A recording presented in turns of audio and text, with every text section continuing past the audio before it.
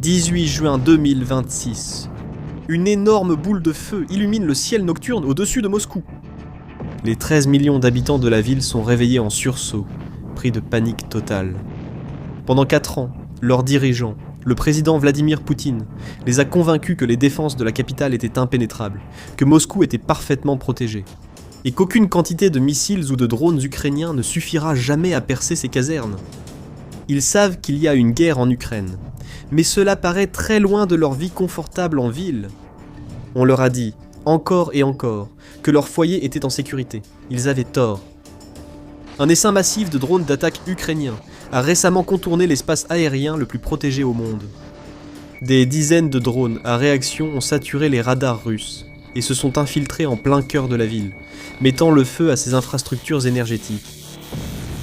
Moscou est censé être un piège pour les aéronefs hostiles. Pourquoi l'Ukraine a-t-elle soudainement tout risqué pour frapper le cœur de la bête ? Pendant des années, depuis le tout début de l'invasion de l'Ukraine par la Russie, la capitale du pays, Kiev, a subi certaines des attaques les plus horribles et éprouvantes. Semaine après semaine, mois après mois, les habitants de Kiev ont regardé avec crainte leur ville être frappée par des essaims de drones russes et des missiles de croisière. Le Kremlin ne se souciait pas de ce qu'il frappait. Il ne visait pas exclusivement des cibles militaires ou des infrastructures critiques. Il a touché des écoles, des universités, des églises, des hôpitaux, des immeubles résidentiels, des monuments et tout le reste. Encore et encore, des civils innocents ont été blessés ou tués, et des millions contraints de fuir. Et ceux qui restaient passèrent leur journée dans la peur, attendant que la prochaine sirène d'alerte aérienne retentisse inévitablement. Les attaques de la Russie ont été incessantes, et le 15 juin 2026, le pays a mené l'une de ses frappes les plus cruelles et les plus impitoyables. Durant la nuit, des missiles et des drones ont déferlé sur la ville, visant une fois de plus l'un des sites religieux et culturels les plus importants d'Ukraine, le complexe du monastère de la Laure de Pochessk. Remontant à près de 1000 ans, ce magnifique lieu est un phare pour les chrétiens de toute l'Europe de l'Est. Un lieu sacré célèbre pour ses dômes dorés et son architecture inspirante. Un lieu de culte et de paix pour des générations de personnes. Et en une seule nuit, la Russie a tout incendié. Les drones kamikazes. Gérant 2 ont frappé le toit du monastère, endommageant le dôme principal et provoquant de grands incendies dans la cathédrale d'Ormichan. L'attaque a suscité une indignation générale. La première ministre ukrainienne, Yulia Tchevchenko, a qualifié cela d'attaque brutale contre notre peuple et notre héritage. Un autre crime russe contre l'humanité, contre l'histoire, contre le christianisme. Le président Volodymyr Zelensky a qualifié cela de l'un des pires crimes russes contre la culture chrétienne à ce jour. La présidente de la Commission européenne, Ursula von der Leyen, a dénoncé un acte de violence insensé. Mais les condamnations diplomatiques ne gagnent pas les guerres. Alors que les habitants de Kiev voyaient un autre des lieux les plus sacrés de leur ville brûler, le haut commandement ukrainien a juré de se venger. Le président Zelensky et ses généraux en avaient fini avec la défense. Ils avaient vu ce scénario se répéter trop de fois par le passé. Ils n'avaient pas les armes pour riposter avec autant de feu et de fureur contre la capitale russe. Avant, c'était ainsi, maintenant c'est différent. La Russie avait provoqué l'ours et allait en subir les griffes. Après la frappe impitoyable de la Russie, l'Ukraine a rapidement planifié sa riposte. Les incendies continuaient au Pochessk-Lavra, pendant que les commandants ukrainiens et le renseignement préparaient leurs attaques les plus ambitieuses de la guerre. Récemment, ils ont mené de nombreuses frappes réussies, non seulement sur les lignes de front et dans les territoires occupés, mais aussi au-delà de la frontière, jusqu'en Russie. Des bases aériennes de Sibérie orientale aux terminaux pétroliers de Saint-Pétersbourg.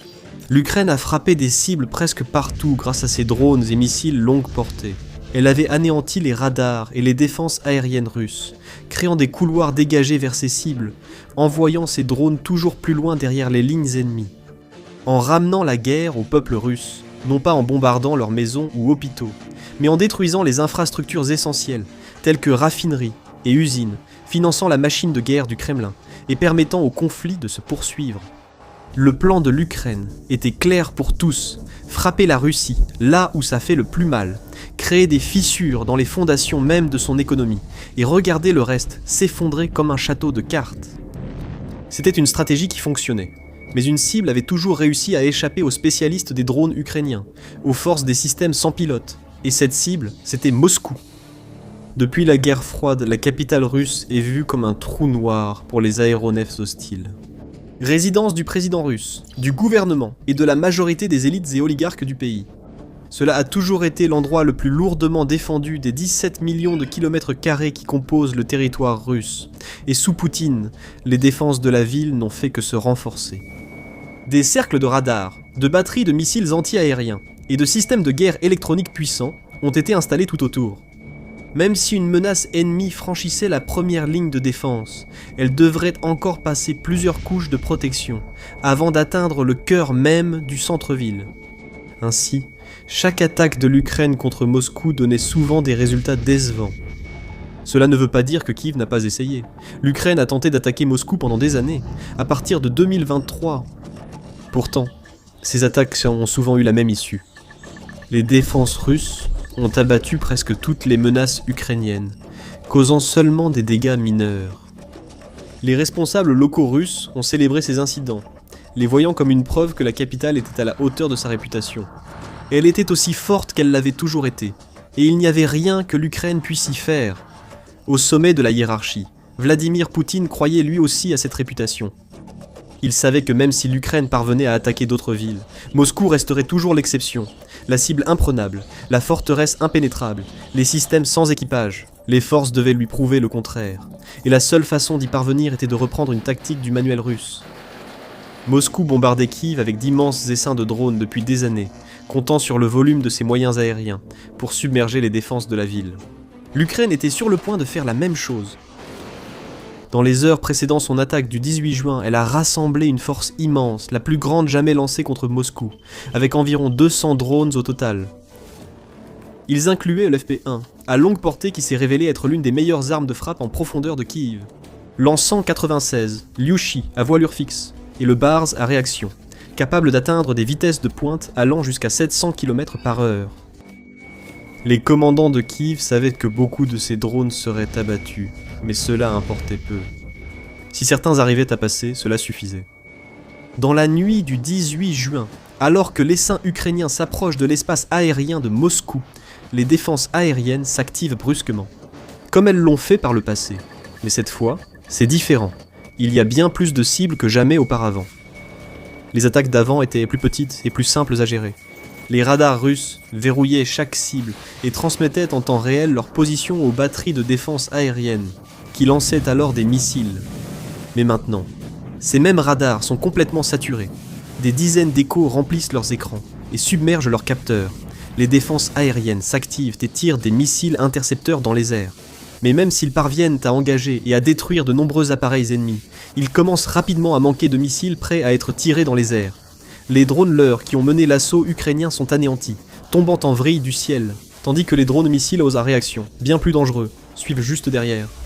Se déplaçant bien plus vite que les drones classiques, ces drones ne laissent que presque aucun temps de réaction aux défenses russes en pénétrant plus loin dans l'espace aérien de la ville.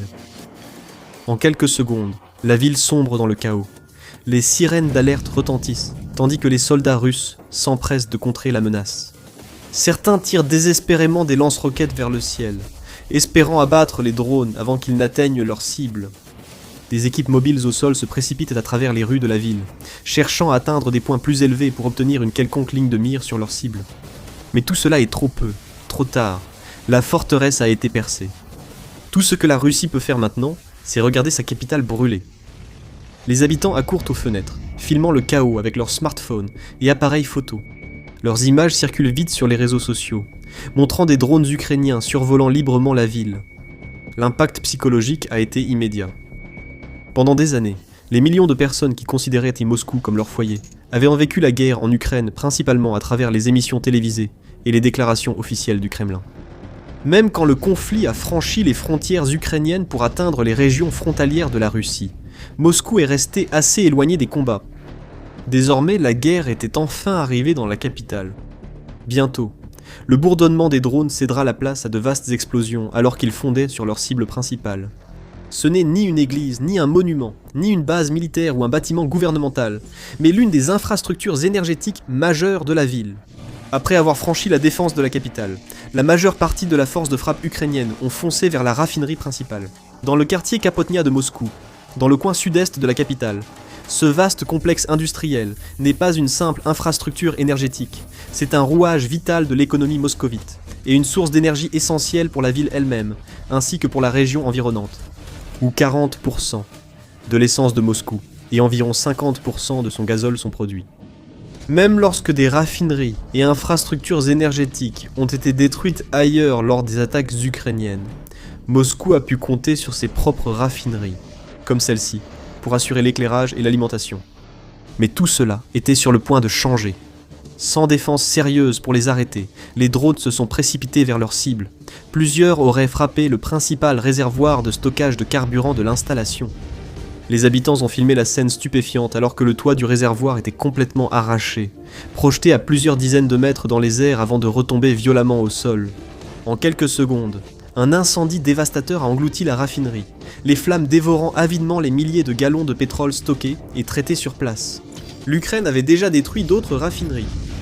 Depuis 2024, ces forces mènent une campagne soutenue visant à éradiquer systématiquement chaque infrastructure énergétique qu'elles peuvent trouver par elles-mêmes. Ces attaques n'ont peut-être pas tant d'importance que ça, mais ensemble, leurs effets sont énormes. Ces frappes ont réduit la production pétrolière russe à une fraction de son niveau passé et mis l'économie du pays à genoux. L'Ukraine avait endommagé une autre installation clé du secteur énergétique du Kremlin. Elle avait montré que Moscou n'était plus le refuge sûr des décennies passées. Elle n'avait pas seulement déclenché une explosion spectaculaire pour la télévision et les médias mondiaux. Elle avait visé une infrastructure critique juste sous le nez de Poutine, sapant chacun des mots qu'il avait jamais prononcés à ce sujet. La sécurité de Moscou, réputée la meilleure au monde avec des défenses aériennes inégalées, n'a pas empêché la poursuite des frappes. Malgré cela, l'attention est restée centrée sur Moscou. Plus tard, on a découvert que des centaines d'autres drones ukrainiens visaient d'autres cibles. Le président Zelensky a signalé des frappes sur un centre de carburant dans la région russe de Rostov, et des attaques contre des infrastructures dans les territoires occupés. La Russie a ressenti la fureur de l'Ukraine, et assisté à la montée en puissance de cette nation voisine autrefois amie, dont elle a trahi la confiance de façon si violente lorsqu'elle a lancé son invasion à grande échelle en février 2022. Et même lorsque les derniers drones ukrainiens touchaient leur cible ou disparaissaient du ciel, l'impact de cette attaque pouvait être vu, entendu et ressenti. Dans la fumée au-dessus de la ville, les exclamations des habitants et les réactions rapides des responsables. Tandis que le ciel de Moscou se couvrait de fumée, les dirigeants se sont empressés de réagir à l'incident. Des déclarations ont été rapidement préparées et envoyées aux médias. Le maire de Moscou, Sergueï Sobyanin, a tenté de faire bonne figure, affirmant que les défenses aériennes de Moscou avaient réussi à abattre près de 200 drones ukrainiens, tout en reconnaissant discrètement que certains avaient réussi à atteindre la raffinerie.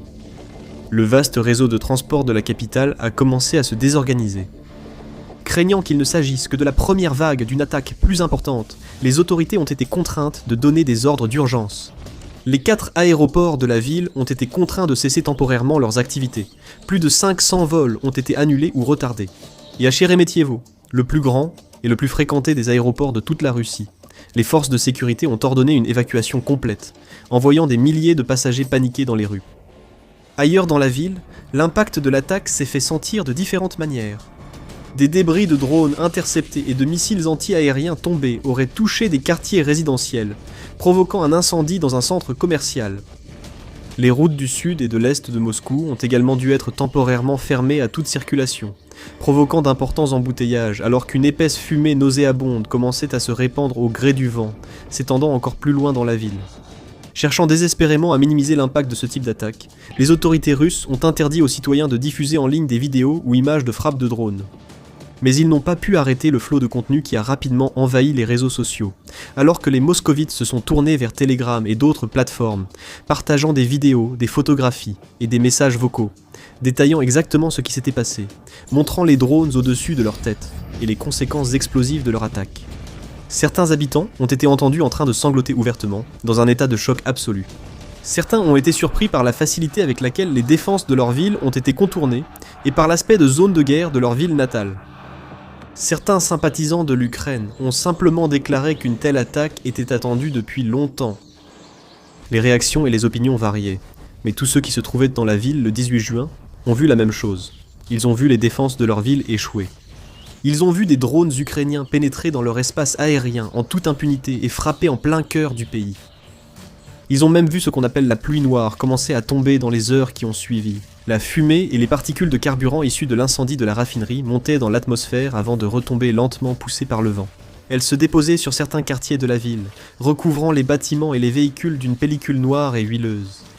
Depuis des années, les Ukrainiens à Kiev et ailleurs subissaient de telles attaques, souvent bien pires. Ils avaient perdu des amis, de la famille et des voisins. Ils avaient vu les rues et les bâtiments qu'ils connaissaient et dans lesquels ils avaient grandi être détruits. Le 18 juin, l'Ukraine n'a ni bombardé les maisons, ni les lieux de culte, ni massacré de civils, mais a placé ses habitants et leurs villes face à une dure réalité, tout en paralysant un autre élément crucial des infrastructures énergétiques du Kremlin, laissant Poutine gérer les conséquences embarrassantes. Le président Zelensky a répété un message clair. « Nous ne voulons pas de cette guerre et nous n'en avons jamais voulu. Mais si l'Ukraine brûle, Moscou brûlera aussi. » Poutine n'aurait peut-être pas cru ces mots auparavant. Maintenant, il n'a plus le choix. Vladimir Poutine n'est pas le premier dirigeant autoritaire à se rendre compte qu'il n'est plus en sécurité. Lorsque l'armée américaine a finalement décidé de destituer Nicolás Maduro du pouvoir au Venezuela, elle a complètement contourné son armée régulière.